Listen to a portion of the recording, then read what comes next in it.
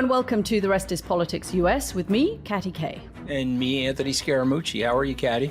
I am good. I'm, back from the DNC, which was great. I was listening to Rory and Alistair's coverage of it. And, it was great to hear how excited they were about what they saw and how impressed they were with the speakers. Because I think it was Alistair made this great comparison about how you couldn't sit through 4 hours of the Labour Party conference and keep your eyes open. But the quality of the speaking in America is so good. I always go back to this thing that kids in school, my kids and your kids, all learned show and tell from the age of first grade. And it just gives them this confidence speaking in public. Anyway, it was not, as a non-American, but who lives in America and loves this country, it was very nice to hear them so excited about what is, after all, the greatest political show on earth. I'm going to message Alistair Campbell and let him know that you brought up the Rest is Politics UK. See that? Within a minute. Within a minute. Yes. Okay. Yeah. So you're getting very high marks. But it was genuinely very nice to hear them so excited. Let's start, Anthony, by looking quickly about whether you think that in the wrap up to the convention, since we are just a week after the convention, and maybe it's a little too early to tell this, do you feel like the convention cut through to voters and made a kind of material difference for Democrats? Yeah, she didn't get the biggest bump in the polls that I thought she would get. I thought it was well produced. I thought her speech was great, but it's telling you something that I think her strategists know. Minds are made up, and it's now about how are we going to get the vote out? Because if we can get the vote out on our side relative to the other side, we're going to win. But I think it was very well produced. I think she did a very good job. I think she's running an incredibly disciplined campaign. She's very much so on message. And she is doing things that people don't necessarily like, which I like. She hasn't had an interview. And people say, well, that's terrible, blah, blah, blah. They don't really understand the voter. The voter doesn't care that she hasn't had an interview. She is going to have one. We should remind, tonight, right, on CNN. She's going to have an interview tonight. Dana Bash, a mutual friend of ours, is going to be interviewing her with Tim Walz. The Wall Street Journal's picking on her this morning, saying she's got a crutch in the interview, Governor Walz being there. I don't believe that. Every presidential candidate has been interviewed with their vice president over the last 30 years. So I think that's a bunch of bunk there. But I like what she's doing. What I fear for her is the substance. I fear for her, what are the policies? If she's going to tell people we're taxing unrealized gains, she's going to lose the rich and poor people. It's not just going to be, well, ladies and gentlemen, we're only going to tax people worth $100 million. There's something about America that you know and I know. This is an aspirational country. You're not rich right now, but you think you're going to get rich in America, or you think your kids are going to get rich in America. If you make money in America, and I make money here in New York, 52% of that money goes to the government. Okay, so that's Joe Biden, Eric Adams, and Kathy Hochul are the majority partners in my life. I'm a minority partner. They get 52 cents, I get 48. If you're then going to tax my investments, let's say I take all 48, don't spend any money on myself, Katty, but I invest it in the stock market and I hold it for 10 years. They're now saying that they're going to tax that, which is basically a disincentive for investment and a disincentive for saving. So it's a ridiculously stupid idea. I hope they don't go in that direction. They had one of their economic advisors out on CNBC trying to justify it the other day. And I'm telling you, if they go in that direction, it'll be very, very tough for her. And we'll have to see. So if she says, hey, I'm a moderate now, I'm trying to reflect what's going on in the country. I want to be president for all people. My ideas have evolved because of who I am today, right? There's a great expression in football. You have to remember where you came from, but you also have to remember where you are now, okay? And she has that ability, and I think she comes into the zip code of moderation on policy. She's going to win the election. I was up in New York dropping my daughter in college last weekend, and I had dinner with a very good friend of mine, Chris McGreal, who writes for The Guardian. And he had just come back from spending 10 days in Western Pennsylvania, going around Trump rallies and going to events with Trump. And he says that she doesn't really have a chance on the economy. And she's kind of lost the economic message, and there's just not much she can do to recover ground on that. And that Fox poll that we're going to talk a bit more about later, I think the real red flashing warning light for Kamala Harris is the economy. It says that In that poll, the economy is the number one issue for 41% of voters. That is way ahead of all the other issues. The next issue is immigration, and that is only 14%. Abortion is only 13%. And he still wins on the economy. So if everybody's going to be focused on the economy going into the polls in November, and let's see how the economy is doing and how people are feeling, I think that is why all of this excitement coming out of the DNC and this sense of unity and joy and all of the things you say about what a good candidate she's turned out to be, I think that is the big mitigating factor. And that's why I'm still a lot more cautious than some of the kind of excited Democrats were up in Chicago. Oh, but let me interrupt if you don't mind. Let's play strategist for a second, okay? You're on the campaign team for the Harris people. You just came back from that dinner. You believe that the analysis there, that she's having a hard time. What adjustments, if any, would you make, or would you cede the economic issues to President Trump? She can't afford to cede the economic issues totally. I mean, she's got to have a message on the economy, because otherwise, every time she goes out in public, she's not talking about the things that people are thinking about. So she has to have something on inflation, distancing herself from the previous administration. She has given an economic policy speech, but a lot of people were quite critical of that. But I think she's got to have some economic message that is around, I hear you, I know that it's hard, these are the things I'm going to try and do to make your life better. And if she can refine that, at least, she may be able to reassure some people who are on the fence. Let's talk about Trump. There's a lot of talk about how his campaign strategists want him to stay on message. And they feel that if he'll talk about the economy, if he'll talk about the border, then they have a winning shot. But every time they push that message forward, and there have been some excellent Trump ads. I think there's a very good Trump ad out at the moment, tying Kamala Harris to Bidenomics, the failed economic policy, as they see it, of the Biden administration. And it's very crisp, it's very sharp. That is the message they would like Trump to be talking about. But then he kind of undermines himself. So do you think it's possible for Trump to stay on message? And actually, as a kind of former strategist of his, do you think that's what he needs to be doing? Okay, well, I think he needs to be doing that, but he's never going to do that. And I think Corey wrote a book, Corey Lewandowski, Let Trump Be Trump. And I think the reason why he's back on the campaign is that he recognizes no matter what you do, Trump is going to be Trump. And so, and there's a reason for that. He's a pure narcissist. And he has to prove to everybody that he can be contrary to them. H.R. McMaster's out with a new book right now. He's saying that Trump was just reflexively contrarian. If you said, hey, don't mention that we're going to bring the military into Venezuela, we certainly don't want to do that. They walk out of the room. Trump gets in front of a microphone and says, we could probably bring the military into Venezuela. He just likes doing that, okay? He's done that this week, by the way, on things like mail-in voting. Right. He said the campaign is saying, yes, please encourage people to do mail-in voting. And then Trump turns up in an interview and says, mail-in voting, I don't like it. It's always a fraud. Right. Okay, so let's talk about Corey for a second. So Corey Lewandowski was a political operative for the Koch family. He's a New Hampshire resident. He knows New Hampshire about as well as anybody. He met with Mr. Trump in 2015, and Mr. Trump hired him as campaign manager.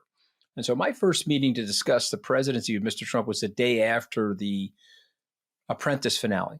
I was sitting in his office, and he said, did you see me on TV last night?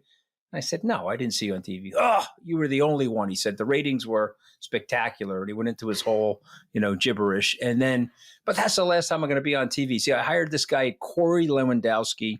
He's downstairs on 5. And you're going to go downstairs and meet him. And I want you to come work on my campaign.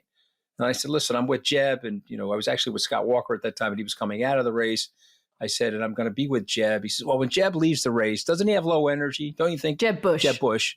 You'll come work for me. And I foolishly said, yes, I'll come work for you. And then I went downstairs to meet Corey. Well, this is the beauty of Trump Tower. You ready? Corey was on the 5th floor. If you walked up the steps from the 5th floor, you were on 14, Katty K. Okay, let me just say that again, okay? You went from 5 to 14 with one flight of steps because Trump was exactly... Where did the 9 floors go? Well, the 9 floors went into the Bermuda Triangle, but in the brochure... you're on the 68th floor instead of the 59th floor of Trump Tower. See what I mean? And that's Donald Trump, okay? So I go down there to talk to the guy, and I like Corey. Corey's down to earth. Corey's a New Hampshireite. These guys are live free or die. And I got along very well with Corey, and I helped him with the campaign and organized the fundraising. When he got fired, which was right after the convention, or maybe just before the convention, it was probably June of 2016, I went to see Corey and said, how can I help you? And Corey said something to me that I will never forget. Just remember, Mooch, you're never out of Trump's orbit. Okay, I'm going to stay close to these people, never out of Trump's orbit. Helped Trump when he was president, helped Trump in the post-presidency, wrote a book, Let Trump Be Trump. Okay, so he's back. La Savita, by the way, I'm Italian, so it's La Savita. I love the way you pronounce the name, by the way. I think you said Lascidia. Lascivita. Sounds like... It's fantastic. I think so. Fantastic. Like lascivious. No, you're La Savita. This is the reason why you're doing so well in the United States, okay? That accent is worth like 25 IQ points in the United States. My accent is like... Hey, I'm going to keep them. I will take any IQ points I'm given for any reason. My accent is like minus 10 IQ points in the United States and around the world. But you're doing beautifully with the accent. I see, you may be right. La Savita is going to be at odds with Corey. They see the world differently. They're going to try very hard to stay composed because they got to sprint here for the next 68 days. Why do you think he was brought back into the campaign at this particular moment? Because the campaign was faltering, and Trump is he's a football owner. He's a baseball team owner. And when the thing is not working well, he wants to make change. He wants to fire the coach, or he wants to replace the coach with somebody. And so he's a conflict avoider. So he didn't fire Susie or La Savita. They frankly have done a very good job. So he added somebody. So Katty, please forgive me because some of this is graphic. And of course, if you're listening in the car with your children, you probably want to turn the volume down on some of this because it's graphic and ridiculous. But let me just ask you rhetorically, is this on message? He posts a photo of VP Harris and Secretary Clinton, and he says, funny how blowjobs impacted both their careers differently. Is that on message?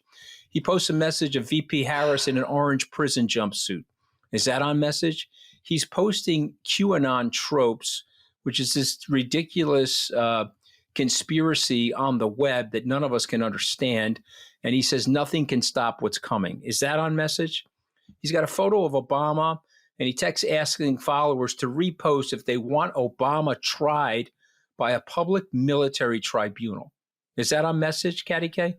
So, I mean, I could keep going, but he's not on message.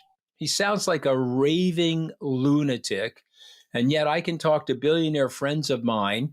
And because of the tax issue and other issues, they're like, yeah, no problem. I'm going with Donald Trump, even though he's a misogynist and a raging lunatic. So explain that, because you are a Brit transplanted to America. Explain America to me. And again, for our British and international listeners, there's America, and then there's something called America. And you know exactly what I'm talking about, which is NASCAR, tattoos, country music, Bud Light. Explain to me how he can get away with that and still have this level of support.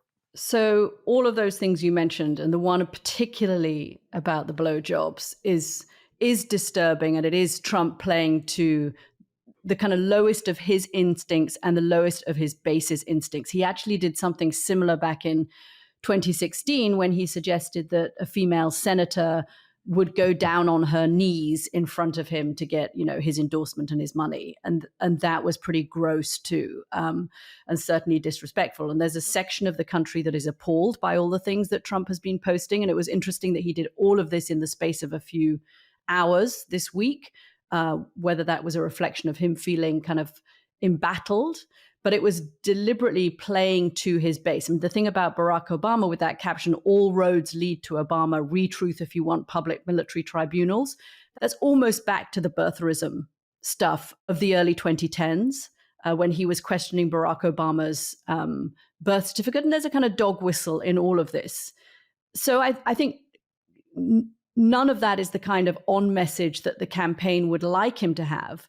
But at another level, it gets him a huge amount of attention. I mean, I think one of the things that we in the press had to come out of 2016 asking ourselves was, did Donald Trump get too much free media? I mean, I think there's a policy group that has estimated that the amount of free media he got in 2016 was worth $4 billion that he didn't even have to pay for. And I look at this week, and when Trump is off message, the amount of coverage he gets spikes on CNN, MSNBC, all of the cable networks. And so, for example, this week, there was this altercation between a Trump staff member and somebody who works at the Arlington National Cemetery, where Trump had gone to memorialize the 3rd anniversary of the bomb attack at the airport in Kabul that killed 13 American soldiers. And the story then that comes out of that is the altercation between his staff member and somebody who works for the Arlington National Cemetery, because the campaign was trying to film and you're not allowed to film for campaign purposes. But that incident, again, he doubles down. He doesn't fire the staff member. He has JD Vance out there saying this is nothing and everybody's making a fuss about it. But it's getting him a lot of free media. And I wonder whether at some point, I think Donald Trump genuinely wants to win this time round. I'm not sure that was the case in 2016, but he really wants to win. He isn't stupid. He knows that if he wants to reach voters in the middle, talking about the economy is the way to do it. But at some level, I wonder if he's also thinking, you know what, if I go off message, that's when I get attention. Yes, I think that's right. I do think it works. He's talked about it ad nauseum. I think it's a combination of calculation. I think it's a combination of real rage. And then Trump has something that I would call faux rage. Okay, he acts like he's raging when he's actually not. And so what I find amusing about the Journal is that they don't give him credit for how smart he actually is. Okay, and yeah, I agree with that. You know, Richard Branson once said to me something about Donald Trump, and this is years ago, and I'll share it with you. Richard Branson had a reality show in the United States on Fox. I think it lasted 1 or 2 seasons. I was down on Necker Island with him talking about it. And I said, well, you know, you were up against Donald Trump in that time slot.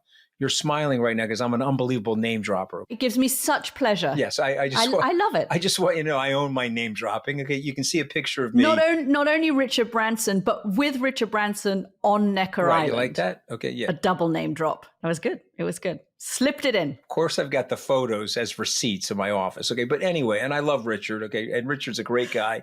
But he said something to me in 2013. So remember, this is 3 years now prior to Trump running. He said, you know, I was up against Trump, and we're similar in some ways. We're very different in others. How are we similar? I have ADHD, adult attention deficit disorder, and I have a little bit of dyslexia. I have a hard time reading, a result of which, Anthony, I've had to develop other skills. I have a high IQ, but maybe can't assimilate the information through reading. And so I have to do it through observation and intuition. I have to pick an accountant who's a very good accountant that I trust, because I can't really necessarily do the numbers myself. That's Donald Trump.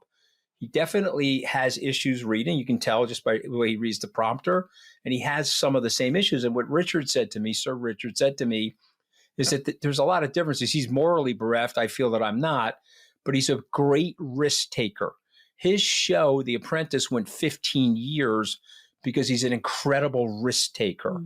Okay. And so this off message stuff fits right into the wheelhouse of his personality footprint. Because he thinks it's a risk that's worth taking. He thinks, okay, yes, this is not what my campaign wants me to do. They want me to be the good guy, but actually, you know, screw them. I know how to do this. Let Trump be Trump. It's the correlation. Yes, yeah, exactly right. My risk taking has been the key to my success for 50 years. Nobody else can get away with it but me. Let me show you what I'm going to do. I'm going to do the opposite of my advisors and still win the presidency. Okay, 2 other little quick bits on Trump before we go from this week that I thought were interesting. One is that there's reporting that Trump is spending $48,000 on ads specifically to run in the West Palm Beach area in that media market, which is, guess where? It's where Mar-a-Lago is. And it's not because they particularly feel they have to defend Florida at the moment. There isn't polling that suggests that Florida is in play. But what I've heard is that it's because Trump is not happy that he and his visitors to Mar-a-Lago are not seeing campaign ads. So a quick $48,000 being spent down there, which I think gets to some of Trump's personality. But I have to ask you about these digital collector's cards that, with about 68 days to go before the election, Donald Trump is hawking digital collector's cards of himself Anthony, for $99. So you too, for $99, could have a little collector's card of Donald Trump. Well, first of all, he loves these cards. Okay, if you want to take a look at these cards, I'm going to recommend you get a vomit bag. You know, like the thing that they have on the planes. Have the vomit bag up. They're actually kind of cool. They're quite funny. Okay, but have the vomit bag by your chin because he's muscular. He looks like Johnny Rambo. Superman. He's dressed as Superman. He's got laser eyes. He's he's the man. Okay, and he loves this because he's fat and he wears a girdle. He once said that he said he's better looking than Kamala Harris, but he once said he had a better body than Joe Biden. I mean, this guy, there's an Italian word, gugoots. I mean, this guy is absolutely crazy. Okay. Tony Soprano would say gugoots. Okay. But these playing cards are from his family, so his family, his young son, who's a brilliant kid, Barron, and these guys are all into crypto. And he's a moneymaker, Trump. He will sell steaks. He'll sell bottled water. He'll sell sneakers. He doesn't care what it is. And he also knows that if he's out there flouting this stuff, it's irritating his haters. Okay, so there's a couple of things going on. I'm going to make a little bit of money. I'm going to piss off some left-wing media journalists and some Democrats. And it's a lot of fun for me. And that's what he's doing. And he loves the pictures. He loves the pictures. And by the way, just so you know, when we used to present stuff to him, Corey once said to me, you got to put a lot of pictures of him in the PowerPoint. I said, why is that, Corey? Because he loves pictures of himself. Oh, by the way, don't take pictures of him from the side because he looks too fat from the side. You got to take pictures of him from the front because he likes the way he looks from the front. I mean, this guy is about as gugoots as anybody I've ever met in my life. Okay, but that's it. And that's the play. It's entertaining and it stings the haters.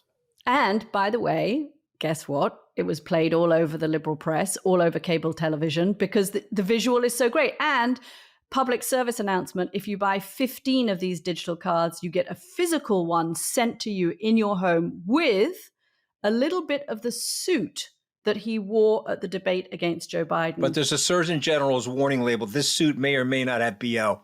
We'll leave it there. Okay, in this half, we are going to look a little bit more at that Fox News poll. We're going to look at debate prep, and we're going to look at Georgia. But I have quickly a message for you first. It seems like there are a few people out there in this country and around the world who are undecided about whether to subscribe to our YouTube feed. We would like you to commit yourselves today to be part of our campaign, to make this a winning show. So listen, guys, it's not that difficult. You know how to do it. Subscribe now. Make us all very happy. You're so good at this. Okay. Anyway. About asking people to do stuff. Yeah. Yes. Yeah. Yeah. It's so good. Yeah. It's just the way you say it. It's great. Okay. Let's look at debate prep, Anthony, because the debate is now a couple of weeks away. I think two things are happening in the next 2 weeks, and I'm afraid we're recording this before we get to that CNN interview. I do think her doing a one-on-one sit-down interview is important because it gets to some of the policy issues that you were talking about in the first half.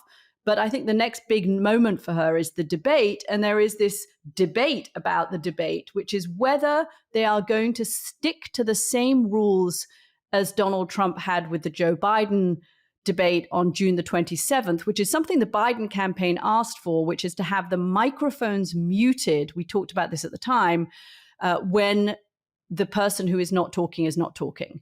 And Kamala Harris's campaign would like to have the microphones on because they feel that is when Donald Trump, interjects, gets angry, says stuff that is rude, goes off message, and they want that captured for the American public. Donald Trump has put out that they've agreed to this.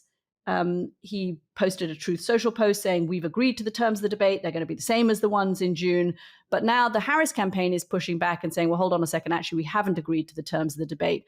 What's your understanding of the debate prep and whether they've got these rules sorted out? Well, the first thing I'll say is that it's a mistake for the Harris campaign.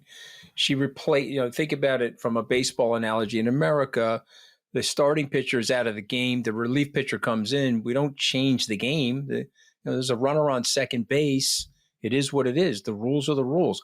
If I'm Donald Trump, I don't go back on that. They're trying to push him and they're trying to say, hey, let's get the mics open. You're the big bully. You want to be over talking and you want to talk over Vice President Harris. But he's not stupid. He knows that the way those rules were set up were to his advantage. And so I don't think he's going to break on that. And I think they have to fold on that. I think they have to say, okay, we're done here. We'll take the same rules. My only thing on her debate prep is what I worry about for her is he's been on the campaign now for 3 years. And she is really good and she's very disciplined. And I watched her Vice President Pence, Senator Harris debate from 4 years ago. She did a great job. She also got a little help from the fly that landed on Pence's head, but she did a great job. But here's what I'm worried about. When you're verbally sparring all day, and now you've got to go into a live verbal sparring match, you are adept, you're skillful, you're ready to go. President Biden, frankly, suffered from that. He wasn't ready for that debate. He probably wasn't feeling well. He looked underhydrated to me, which is the worst thing you can do as a stage performer is be underhydrated. But they were probably also worried that he may have had to go to the bathroom. They probably underhydrated him 90 minutes standing there as an 81-year-old person. So I'm just giving the underlying texture here. But here's 3 things I would say if I was debate prepping her. Number 1, you've got to be on offense.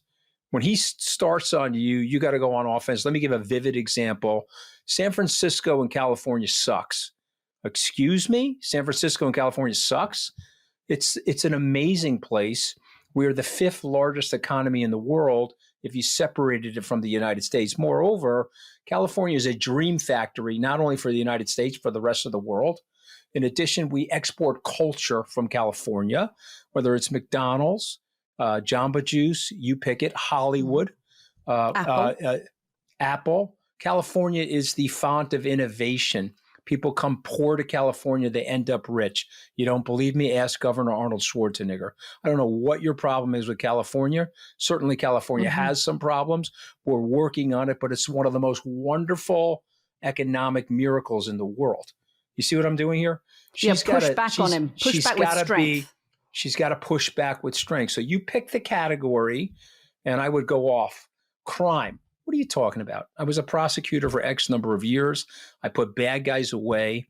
I'm all about enforcing the law and making sure criminals don't harm honest, law-abiding civilians, but I want to do it without the cruelty. Okay, the other thing she should do, she's got to feather in 3 words. Ready? She's got to feather in small. Got to feather in small. Has to. That's a small idea because it'll flip them out. Okay. The other word she's got to feather in is old. Boy, geez, that's an old, small idea. And she does that to him. She's going to unravel him because they're playing her on defense. They're playing her to the caricature. Tulsi Gabbard, who's playing her, is playing her to the caricature of what they think she is, not what she actually is. And if she comes out on offense, I think she's going to really have a great night.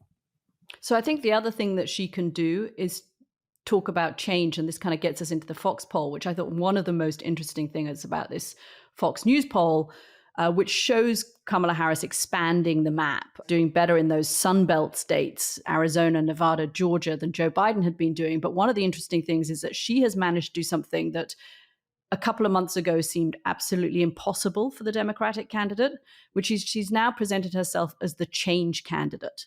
49% of people say that she is likely to bring change. That is 1 point more. 48% say Trump is likely to bring change. But the idea that a sitting vice president who's been part of the administration for the last 3.5 years has somehow managed to show the American people that she could bring about change for them. Now, maybe that's her age, maybe that's her gender, maybe that's just the enthusiasm that she has around her. But in a time change, when it is a change election, when the electorate is feeling dissatisfied, feeling anxious, they tend to want a candidate who represents change. And I thought it was very interesting that she has somehow managed to morph herself, despite the fact that she's been in the administration, into being the change candidate. That the other thing I thought was interesting, and I wanted to get your take on this about this Fox poll, and it gets us into Georgia, is how she has how she has managed to go from Joe Biden, who really needed to win Pennsylvania, Wisconsin, and Michigan, and those were the kind of only 3 states he had left. I remember at the Republican National Convention, which feels like it was a year ago, but was only a month ago, the Trump campaign was saying, listen, we have those Rust Belt states locked up. We only really need to spend money in Pennsylvania, Wisconsin, and Michigan. And if you look at this Fox poll, she's opened up the map again. So she has kind of multiple routes. And that kind of forces him to spend money in states he was not expecting to spend money in, doesn't it?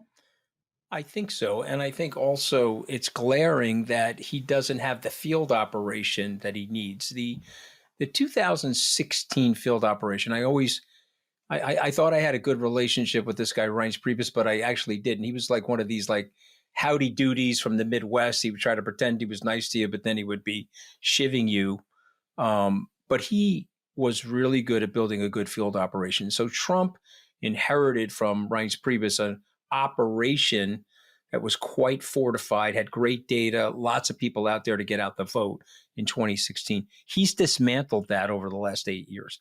As an example, in the state of Georgia, the Harris team has 24 field offices. He has 12 field offices. And just for people's benefit, who is Reince Priebus? He was the head of the RNC, Republican National Committee. He replaced a friend of ours, Michael Steele. And then he went on to become Trump's first chief of staff. And he was fired very famously during day 8 of my tenure. It happened on a Friday. You know how I know, Katty? I was only there for 2 Fridays, so I know it happened on a Friday. He lasted longer than me. No, I calculated Priebus at about 15 Scaramucci's, okay? But he lasted about 150 days, okay, which is more than Liz Truss, who's at 4.1 Scaramucci's, and less than Kevin McCarthy, 24 and a half Scaramucci's as speaker. But Priebus was a bad guy. And Trump finally figured out that he was. He called me and told me to come down and help him get rid of him. Of course, I got rid of him, and then I got fired. But why am I bringing this up? Notwithstanding the fact that he was a bad guy, he built a hell of a field operation for Trump. It's been totally dismantled. So if we're having an autopsy of this campaign on November the 6th, if Harris loses, what the hell was wrong with you with these leftist policies? Why were you so against crypto? Things like that. If she wins, it'll be Trump's side saying, what the hell did you do by dismantling all those field offices? This was a get out the vote exercise. And what did you do with all the money that you were given? That's going to be the autopsies, depending on which side wins. And the reason those field offices are so important is they're spread around the state. They are filled with a combination of volunteers and paid staff members. They are out to organize all of the door knocking. So they organize the people that go and knock on people's doors. They organize, most importantly, getting people to the polls, making sure that those people who want to vote for Donald Trump or Kamala Harris actually do so. So the field offices are critical. And the reason you want lots of them in a state is that they'll have people in them who your neighbors know, right? So this is your local field office. It's staffed, by college kids who are volunteering. It's staffed by, the football coach in the local school who's volunteering. But they're people they're members of your community, so you can kind of relate to them. So the more of those field offices that you have. Donald Trump, by the way, has spent more money, my understanding is, on focusing on contesting the vote after it's happened than he has on actually getting people to the polls. Let's talk a little bit about this Georgia trip, because I think Georgia is going to be one of the most tight states. It was the tightest state in 2020. Famously, Joe Biden won it by 11,970 votes, which is less than 1% of the total turnout. It could be critical in this map of getting 270 electoral college votes. And what's interesting about what Kamala Harris and Tim Walz did this week when they took this kind of bus tour, by the way, not a regular campaign bus.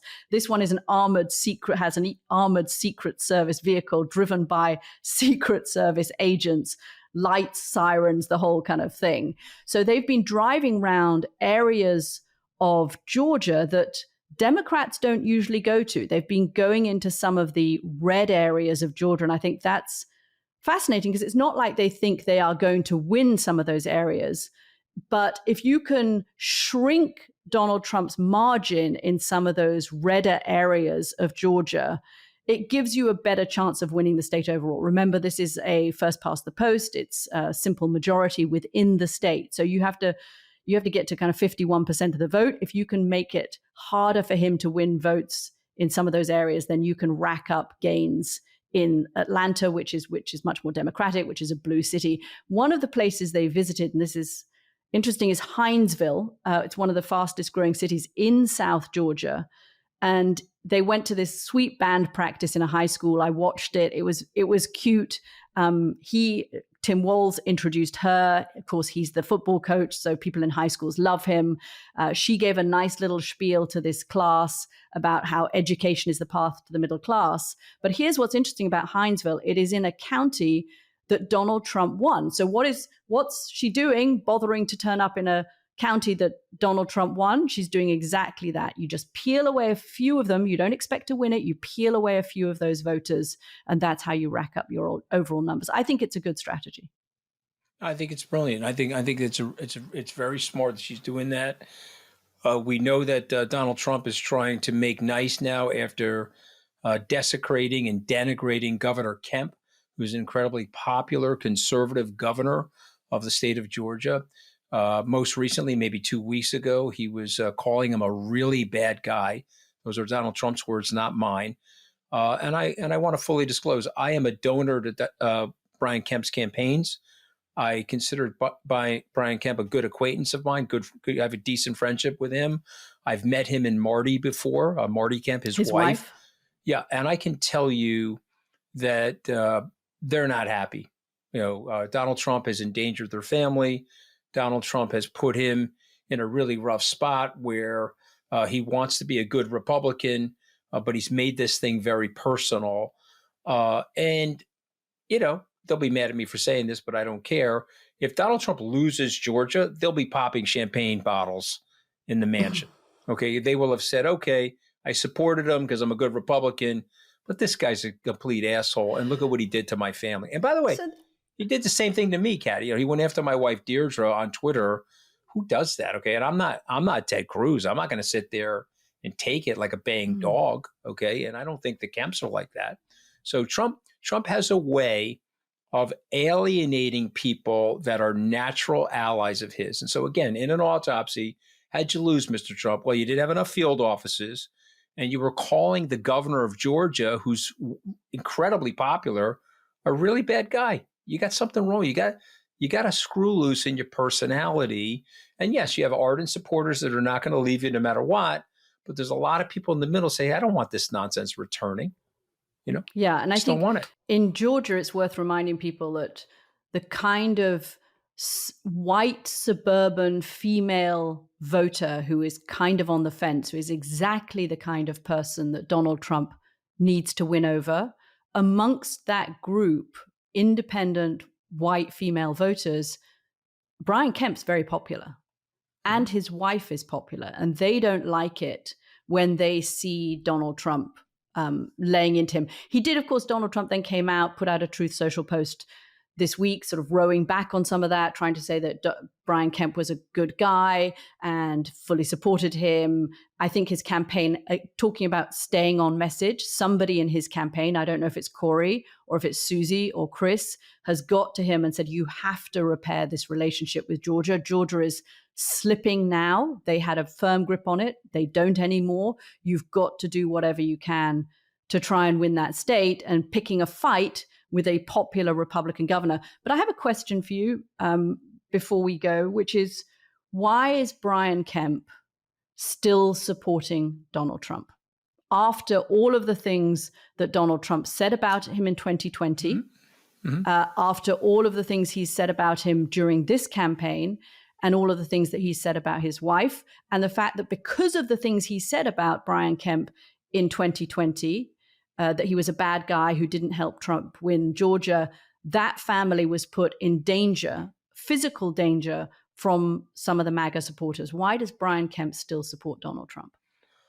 So this is the age-old question. Why does Ted Cruz, he called his wife ugly. He said his father was involved with the Kennedy assassination. Why do these guys support him? They support him because they think they have a future in Republican Party politics. They support him because whoever the brain trust is, the consultancy brain trust of the party, the campaign advisors and strategists have said to these people, hey, listen, he's the party. They went to Kevin McCarthy on the 7th of January and said, hey, listen, he's the party. I know you want to put him through the ropes, but you better fly down to Mar-a-Lago and kiss his ring. And these guys are cowards. Okay, let's just face it, they're cowards. And so they'll go and do the cowardly thing, which is offer this maniac support. Okay, that's the reason. Okay, but I will say this, I'm not a family counselor, but this is just a learning lesson for people out there. If you're a dysfunctional, narcissistic maniac and you set on fire a relationship the way Donald Trump has with Brian Kemp, you can't just put out a tweet on Truth Social and say, oh, hey, everything's good now. You and I are pals. Okay, it doesn't work that way. Yeah. Okay, and so I'm just telling you, there's bad blood there. My prediction is they'll tepidly support him. He's going to show up at some campaign rally for him, apparently, because he thinks that's his service that he needs to do as a Republican. But trust me, if this son of a bitch loses in Georgia, the Kemps are going to be two happy people.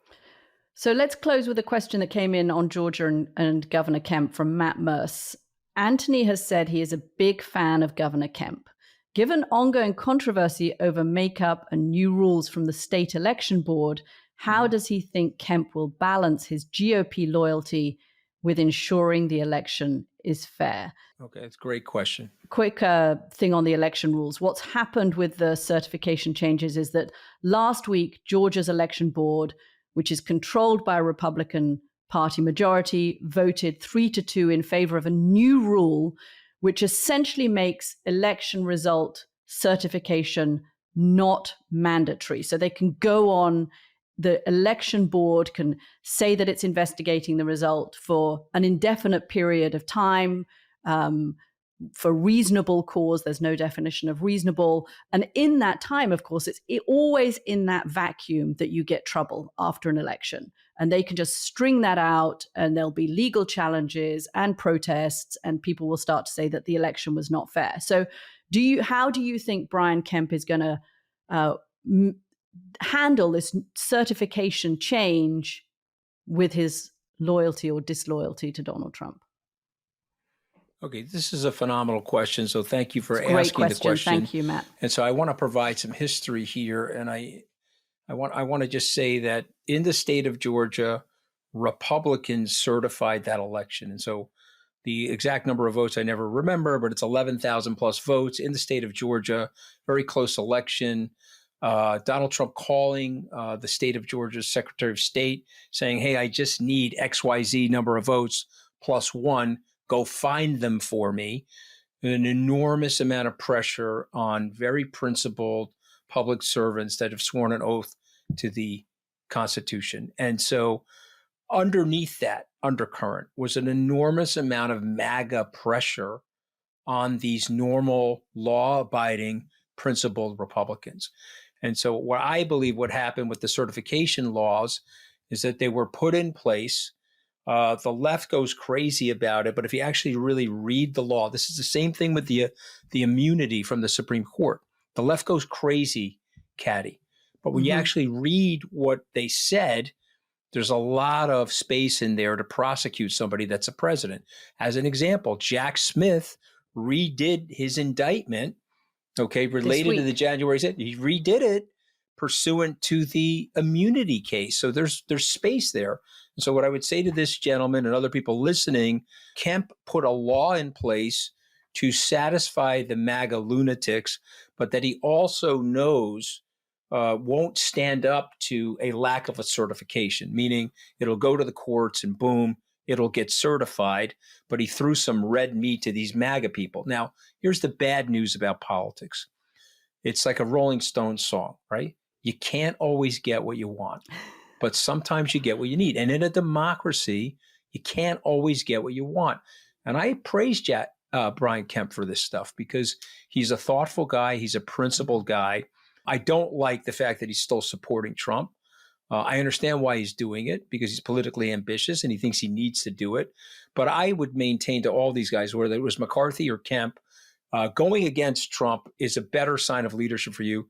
And just quickly, if McCarthy had put Trump through the ropes and gone to Schumer, and again, McCarthy was the upcoming Speaker of the House, if he'd said, hey, we're done with this guy, and they convicted him in the Senate, we wouldn't be dealing with this guy right now. McCarthy would probably be one of the most popular Republicans in the country. He would have been the one that threw the water on the wicked witch.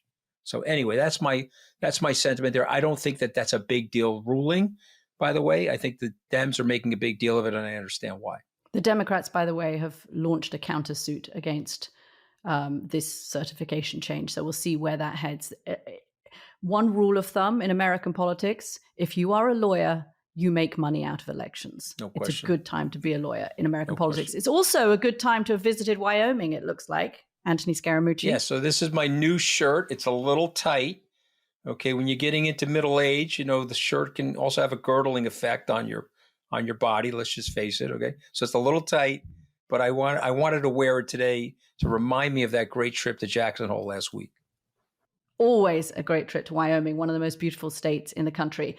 Okay, that's it. Thanks for listening this week. We will, of course, be back with more next week. And remember about those live shows that we're going to be doing at the end of October in New York and DC. We would love to see some of our American listeners there. This is The Rest is Politics US. I'm Katty Kay. Thanks for listening. Okay, those dates are October 28th in New York, October 30th in DC. Please come, otherwise I have to fill the entire arena with Scaramucci's. Not going to be fun for me. Anyway, thank you. Hopefully we'll see you next week.